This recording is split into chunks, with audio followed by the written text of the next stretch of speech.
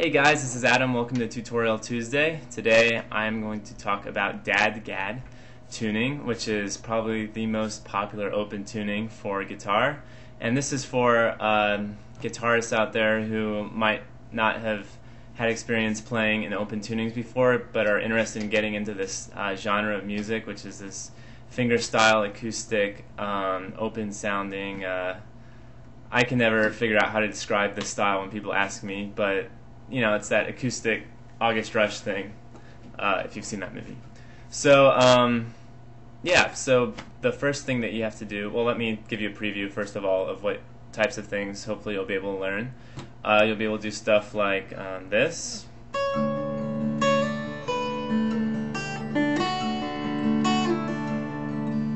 Stuff like this.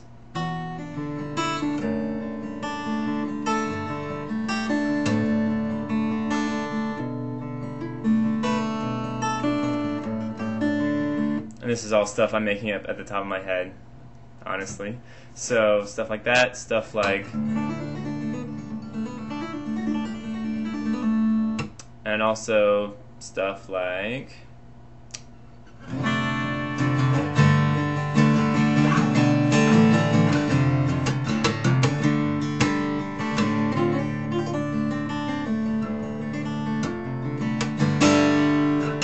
and some harmonics also.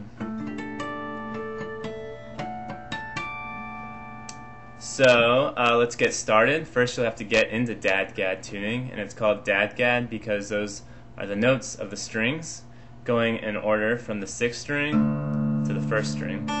So D, A, D, G, A, D. So if you've never tuned your guitar to different tuning, don't be scared. It's just a temporary thing. You can always get back to standard tuning. But to get to Dadgad, you're just going to be changing 3 strings, and it's going to be the 6th string. You're going to tune from E down to D. So this is the note you should have. Okay, and then this 5th string stays on A, 4th string stays on D, 3rd string stays on G. 2nd string is also tuned down from B down to A. And then the 1st string is tuned from E down to D. So you get this awesome open sounding D suspended chord. Okay, so the first thing that I want to talk about is why do we play in these open tunings? What's the point? Well, I think the point, or the reason why we do it, is because what's amazing about the acoustic guitar in general is the amount of sustain and the intonation that the open strings have. They can ring out forever, and they have a very bell-like quality. And actually, when you're doing bar chords, that amount of sustain and that quality of the intonation kind of goes down a little bit, which is why I try to avoid bar chords as much as I can. I try to play as many open strings as I can, and just do light stuff. I do mostly right hand complex things, but tend to do you know, relatively simple things with my left hand and my own personal style. But you know, that's how I play. Anyway, going on to stuff that actually matters. Let's talk about scales that you can do. There's all kinds of scales you can do for Dadgad, but let's just talk about just the normal major scale. So on the 1st string, we're going to go open, 2nd fret, 4th fret, 5, 7, 9, 11, 12.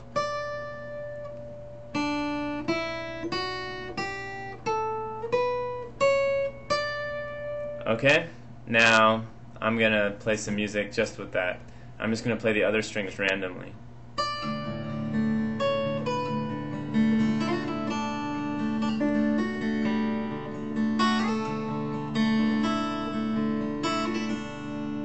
Okay, and that was just me doing, you know, just playing notes in that scale, doing some cool techniques like slides. hammer-ons and pull-offs. So there's a hammer-on followed by a double pull-off. And I'm also doing some cool rhythmic stuff. I'm not just playing, even that was I anticipated. Alright, so I'm not playing.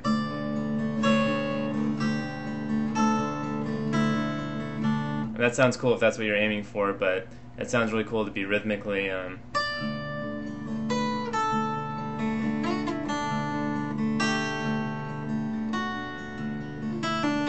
where it's kind of catching you off guard, getting kind of a groove to the song instead of just always staying right on the beat. Okay, so that's the that's the first string. Ugh, I'm tired. On the sixth string now, since it's also a D, these are octave apart. It's the same notes apply. 0, 2, 4, 5, 7, 9, 11, 12.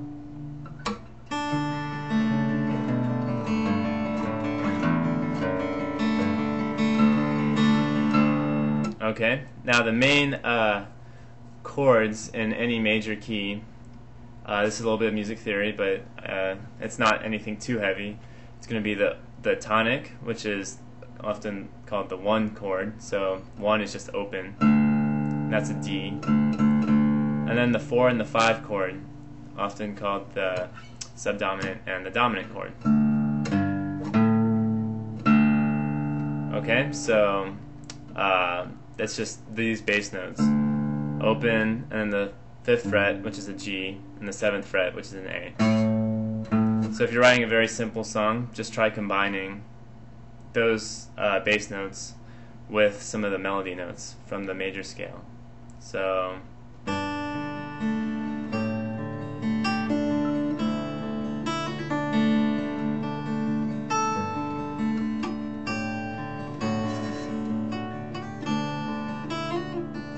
that wasn't very good, but hopefully you get my point.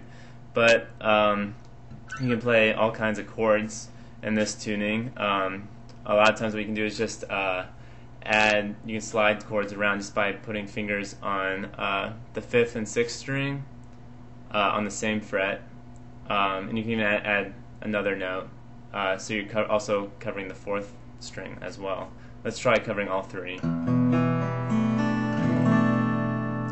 And then you just slide that around.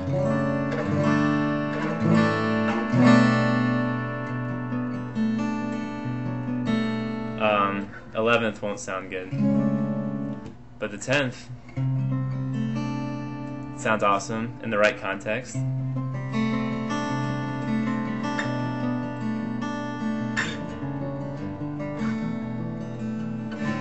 So the Goo Goo Dolls, if you're familiar with their music, they do tons of opening tuning stuff that's just like, you know, just sliding those chords around, getting that nice open sound with those high strings just ringing out. Yeah, so just trying out, you know, just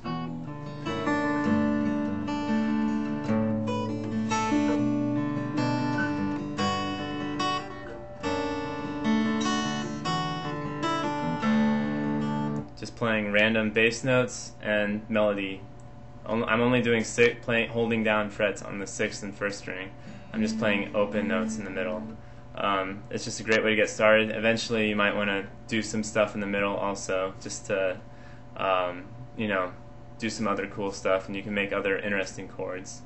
But there's so many chords that you can make in these open tunings that you just can't make in standard tuning, which is why it's so cool to play in these open tunings. So also, I was going to talk about some techniques such as I often like doing a technique where I play an open string, then I'll do a hammer-on, and then a pull-off, and then just do a pattern.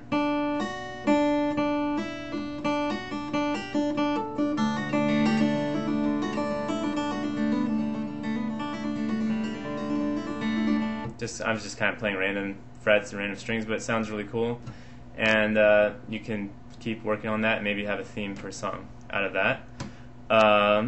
Another thing to talk about, if you're trying to get a minor-y or bluesy sounding thing, then do a lot on the 3rd, and 5th fret.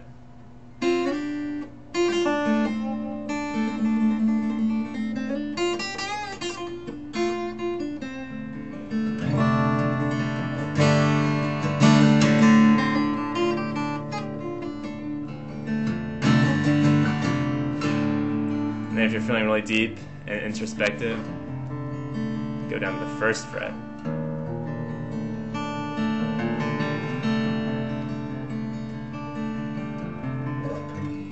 Okay, so here I go, I'm writing music already. Okay, so, and then the last thing I wanted to talk about was harmonics, which, you know, as always, at the 12th, 7th, and 5th fret. You can even get some cool things at the 4th fret.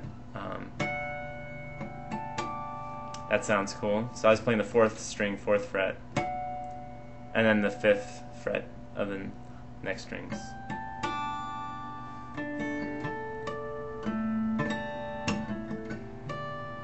You know, just kind of playing random strings, random frets.